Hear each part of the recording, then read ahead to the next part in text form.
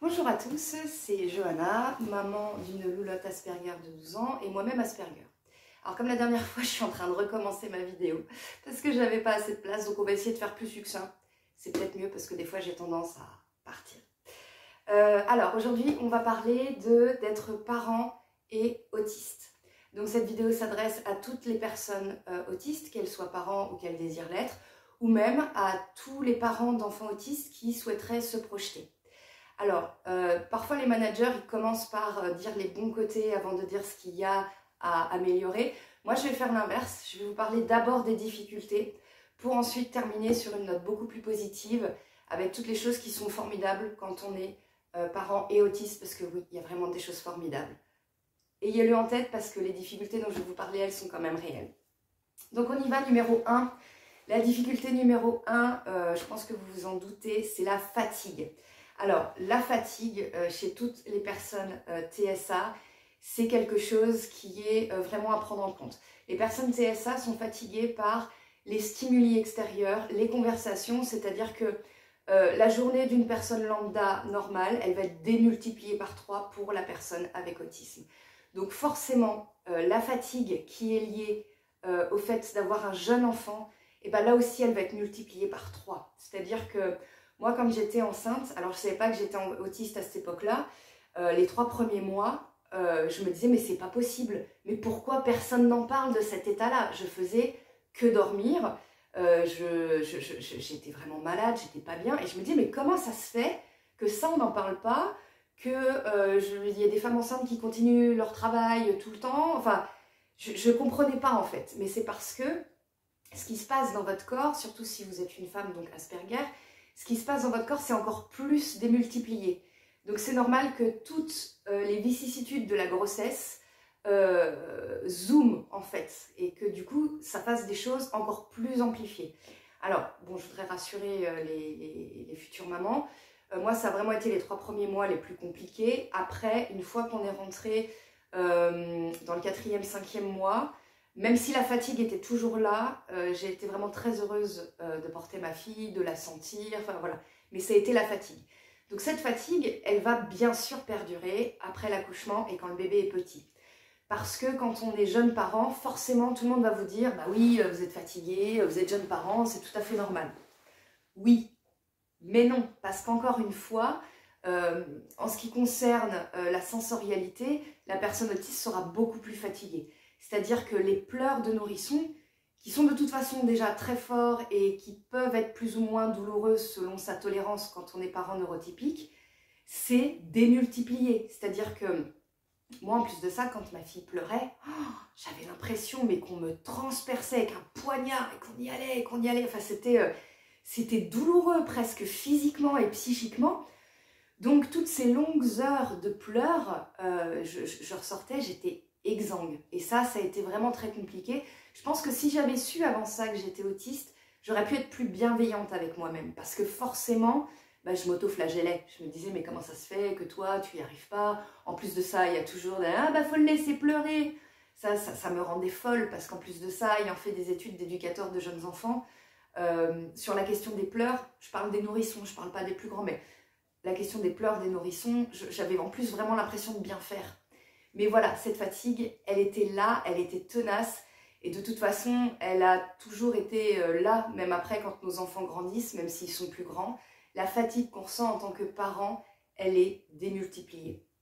Ensuite, ma deuxième partie, pour les difficultés, ça revient un petit peu à la fatigue, hein. C'est l'interruption constante de ce qu'on est en train de faire. Parce que parmi les particularités de nos chers enfants, vous le savez bien si vous êtes parent, un enfant, ça interrompt.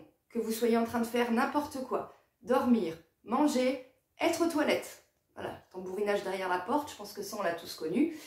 Et pour une personne autiste, ça peut être d'autant plus difficile que nous, quand on fait quelque chose, on va avoir du mal à raccrocher les wagons. C'est comme si vous étiez en permanence en train de tricoter et que toutes les 2 minutes, on vous demandait de faire autre chose et que vous devez revenir sur votre tricot et que vous ne savez plus si vous avez mis la maille à l'endroit ou la maille à l'envers. Moi, j'étais complètement évaporée. J'étais en train de faire mon ménage, ma fille m'interrompait, j'y allais, je me disais qu'est-ce que j'étais en train de faire, je voyais un papier, ah oui, j'étais en train de remplir ce papier, ah ben non, en fait, je faisais mon ménage. Donc ça se rajoute à la fatigue sensorielle et ça, c'est vraiment très difficile. Je me le formulais comme ça, je me disais mais c'est fou, je n'arrive plus à avoir même une pensée de A à Z. C'est-à-dire que même ma propre pensée, mon propre cheminement, il était arrêté à partir de B ou C. Donc j'avais aussi l'impression de ne plus pouvoir penser. Ensuite, une des autres difficultés que peut-être vous appréhendez, c'est qu'avoir un enfant, effectivement, on a moins de temps pour nos intérêts spécifiques. Petite parenthèse pour les néophytes, intérêts spécifiques ou intérêts restreints, ce sont les passions qu'ont les personnes autistes. Et à la différence des personnes neurotypiques, exemple une personne neurotypique qui a une passion pour la voile, si pendant un moment de sa vie, elle sait qu'elle ne peut plus faire de voile, elle va reprendre après, c'est chiant, je ne dis pas le contraire, hein, ça peut manquer, mais c'est juste chiant. Pour une personne autiste, ne pas pouvoir s'adonner à son intérêt spécifique, c'est anxiogène, parce que l'intérêt spécifique chez une personne autiste, ça va lui permettre de se détendre, c'est-à-dire que on est déjà très souvent anxieux, tendu par les stimuli extérieurs. Se focaliser sur son intérêt restreint, ça permet de faire descendre la pression. Et donc avec un enfant, c'est parfois compliqué de trouver ce temps. Moi je me rappelle quand ma fille avait 3 ans, mon intérêt restreint du moment, c'était la généalogie. J'avais tout un mur de ma chambre avec une énorme nappe blanche où j'avais noté donc mes recherches. Et je pouvais m'y adonner une fois par semaine, la journée où je ne travaillais pas, quand elle faisait la sieste. Et quand elle se réveillait de sa sieste et que je l'entendais, mais ça me déchirait le cœur. J'avais l'impression vraiment que j'étais... qu'on me retirait d'un sauna chaud. Vous voyez, quelque chose de... Ou alors qu'on me réveillait au milieu de la nuit. Enfin, c'était douloureux. Encore une fois, il ne faut pas le nier. Le manque de temps, quand on a ces besoins-là, eh ben, c'est à prendre en compte. Et donc, je vous donnerai après des petits tips à la fin pour essayer de prendre en compte ces besoins-là. Et enfin, ce qui peut aussi être compliqué, c'est que certains parents autistes, je l'ai vu sur des forums, peuvent faire de leur enfant leur intérêt spécifique. Donc ça, c'est génial pour l'enfant parce qu'on va vraiment s'y adonner corps et âme à 100%. Mais parfois, on ne se rend pas compte qu'en fait, on s'oublie soi-même. Et c'est ça aussi qui est délicat, c'est qu'en tant que personne autiste, parfois on donne, et on ne se rend pas compte en fait de quand la jauge va déborder. Vous connaissez sans doute les meltdowns, les shutdowns, ça j'en parlerai dans une autre vidéo, donc les crises autistiques. Et quand on est jeune autiste, ou quand on est jeune parent, on remplit, et on ne se rend pas compte qu'au bout d'un moment, la coupe est pleine et qu'elle va déborder. Donc ça peut être aussi un danger. Donc faites attention, quand vous vous donnez corps et âme à votre enfant, c'est merveilleux, mais n'oubliez pas de prendre du temps pour vous, mais ça j'y reviendrai à la fin de la vidéo. Bon, maintenant qu'on a dit tout ça, et que oui, effectivement, c'est très très difficile, je ne le nie pas, on va passer au côté merveilleux, parce que oui, il y a des côtés merveilleux. Donc en numéro 1, comprendre son enfant. Alors attention, je ne suis pas en train de dire que les personnes neurotypiques ne comprennent pas leur enfant. J'ai pas dit ça. Mais un enfant c'est nature, c'est sans filtre. Je pense que c'est pour ça aussi que j'ai voulu faire des études d'éducateur de jeunes enfants. C'est parce que un enfant, quand vous entrez en relation avec lui et qu'il est petit, il ne va pas vous demander votre prénom, ce que vous faites dans la vie, où est-ce que vous habitez, il ne va pas tâter le terrain. Il va vous dire « T'as vu, j'ai un grand bobo là ». Et moi, cette simplicité, j'adore. C'est-à-dire qu'on est tout de suite en connexion émotionnelle. Donc quand on est un parent autiste, eh ben, y a ça. C'est-à-dire qu'on comprend les chagrins de son enfant, ou quand il s'est fait mal, c'est pas « bah non, t'es tombé, c'est rien », ou « Mathéo, il est plus ton copain, c'est pas grave, t'en auras d'autres ». On est en capacité de comprendre ce chagrin-là et donc du coup d'être en empathie à 100% avec son enfant. Et ça vraiment c'est un bonheur sans nom. Deuxième chose, l'empathie pour les chagrins, mais du coup l'empathie pour la joie. Et quand un enfant est joyeux, eh ben, il est très joyeux, un petit peu comme nous, personnes autistes, on peut l'être. Moi, ma fille, quand elle avait 18 mois, 2 ans, et qu'on allait au manège, elle battait des mains, elle battait des pieds, c'est-à-dire elle était vraiment très heureuse. Et moi, même si on allait au manège presque tous les jours, j'avais mes lunettes de soleil sur moi, déjà parce que la lumière c'est très dur pour moi, mais aussi parce que j'avais des larmes à chaque fois, c'est-à-dire que de la voir dans une joie paroxystique, et ben du coup ça me donnait moi aussi une joie paroxystique.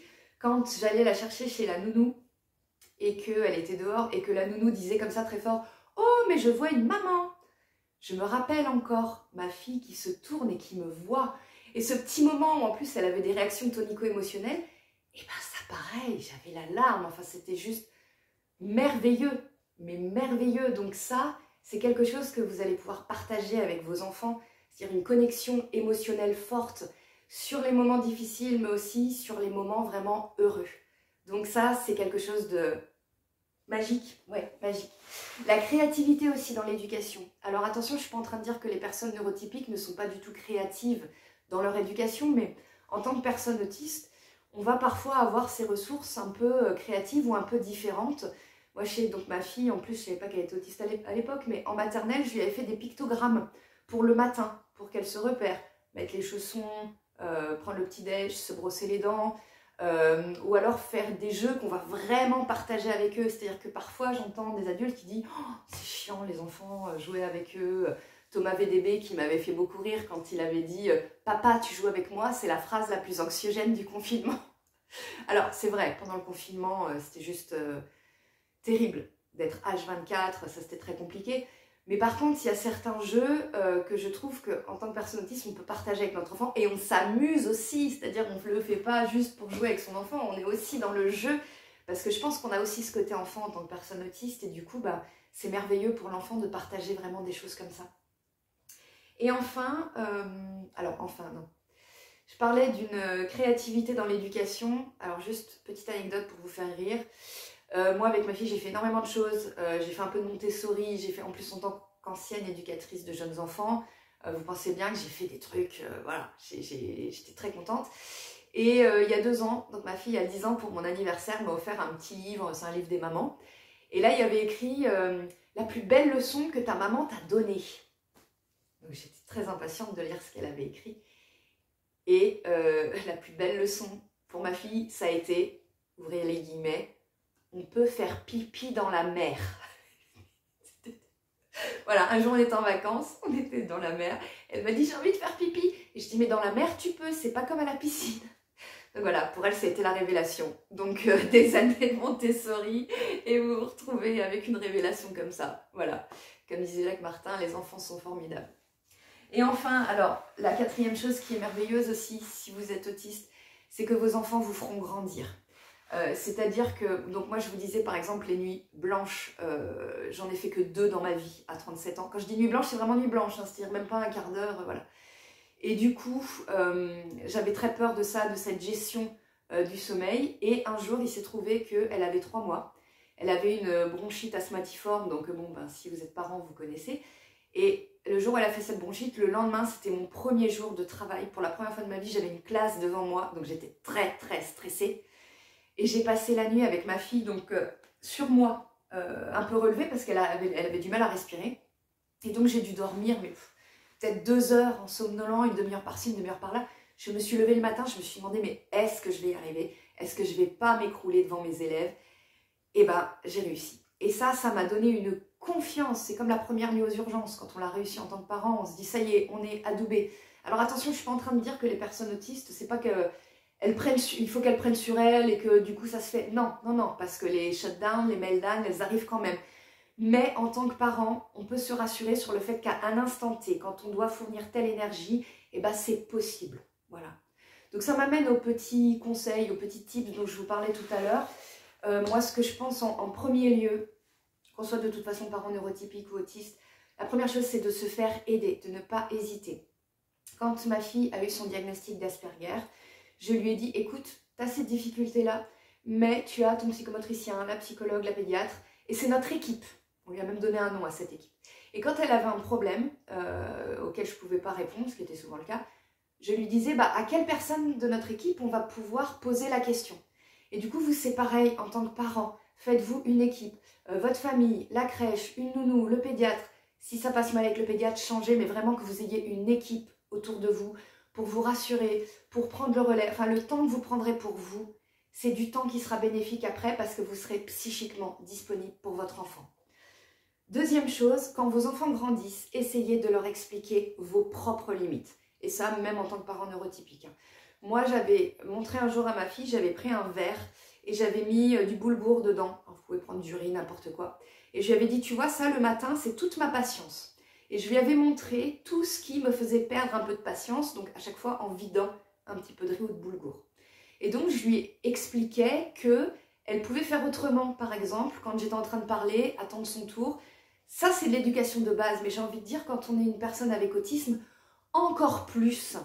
Aujourd'hui, ma fille, elle a 12 ans et elle sait quand il faut pas. Mais ça a pris un temps, mais encore l'année dernière, ma fille, donc avec son autisme aussi, ne voyait pas quand ça allait vraiment très mal. Et du coup, c'est compliqué dans les relations pour dire, bon bah non, là stop, j'ai besoin d'un moment. Et enfin, numéro 3, j'ai envie de vous dire, soyez vrai. Je vois beaucoup passer, c'est à la mode l'éducation positive. Alors c'est très bien, je suis pas en train de dire c'est merveilleux, c'est le monde des bisounours. Mais la vie, c'est pas le monde des bisounours. Moi, quand je travaillais en crèche, il y avait quelque chose qui m'énervait au plus haut point. C'était d'entendre, attention, je vais faire la voix. Ah non, Quentin, tu ne tapes pas le copain, tu lui fais des câlins. On entend très bien que dans cette voix, il y a de l'agressivité rentrée. Vous voyez? En fait, Marie-Odile, dans sa tête, c'est « Oh, Quentin !» Mais elle le dit avec une petite voix sucrée, toute douce. Eh ben non, non, la vie, c'est pas ça. Alors, je suis pas en train de dire qu'il faut hurler sur vos enfants, hein, non, surtout pas. Mais dans ces cas-là, passez le relais ou dites « Je suis énervée !» Mais pas ne vous suradaptez pas à faire quelque chose de doux et mielleux alors qu'à l'intérieur, c'est la tempête. Soyez vrai, pour votre enfant, c'est important. Votre enfant, il comprend ce qui passe dans votre voix. Hein. Donc, si vous n'êtes pas congruent, c'est-à-dire si votre voix ne va pas avec ce que vous lui dites, et bien presque ne parlez pas. Passez le relais à quelqu'un d'autre, mais ne vous forcez pas et surtout ne vous culpabilisez pas. La parentalité positive, c'est merveilleux si vous y arrivez, si vous êtes toujours zen, bravo à vous, il faut des gens comme vous. Mais si ce n'est pas votre cas, ne vous mettez pas la pression. Vous ferez ce que vous pouvez avec vos enfants et de toute façon, c'est vos enfants qui vont vous donner le tempo et qui vont vous apprendre des choses. Voilà, j'espère que cette vidéo vous a parlé peut-être. N'hésitez pas à la partager autour de vous. N'hésitez pas à l'envoyer aussi, à vous abonner à la chaîne. Je vous retrouve bientôt. Salut!